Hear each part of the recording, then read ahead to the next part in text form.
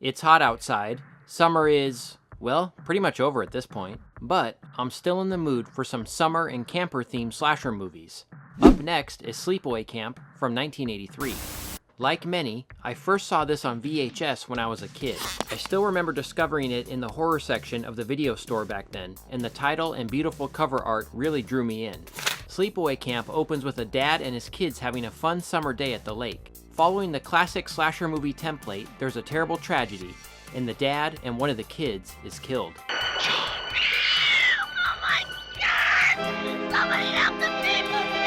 Years later, the surviving child, Angela, and her cousin Ricky are heading off to summer camp. Angela's aunt, who raised her after the accident, is an eccentric weirdo, and the first in a long series of unique characters in this film. Now, Angela is understandably traumatized by the death of her dad and brother, so she's very quiet and a little strange. Once at camp, Angela is picked on by some of the other campers, and even some of the counselors.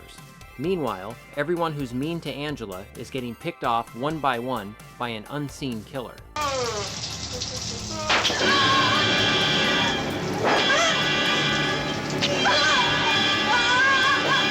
Is it hot-tempered Ricky, Angela, or someone else? And what's up with this guy's shirt? Seriously, this isn't even a cutoff shirt. It's basically a bikini, right? Sleepaway Camp is a cult classic, and for good reason. There's a ton of unique side characters, like the bitchy Judy, the muscle-bound head counselor Ronnie, the owner of the camp Mel. Speaking of which, one of the young counselors, Meg, has a thing for him. It probably has something to do with his fashion sense. The man knows how to dress. But Angela's cousin, Ricky, steals the show. He spends the majority of the film cussing up a storm and defending his poor cousin. Fucking bastards are gonna pay for this! Cocksuckers! Pricks! I'm gonna fight you chicken shit! And he's fantastic here. Eat shit and die, Ricky! Eat shit and live, Bill. Yeah, Bill, he's a little wet. Come on, Bill. Angela herself is played to perfection by Felissa Rose. You really feel for her character, and the budding romance between her and Paul is sweet. The death scenes are simple, but very effective. And we get some fantastic effects from the great Ed French, who has worked on a ton of great horror flicks, as well as Hollywood blockbusters.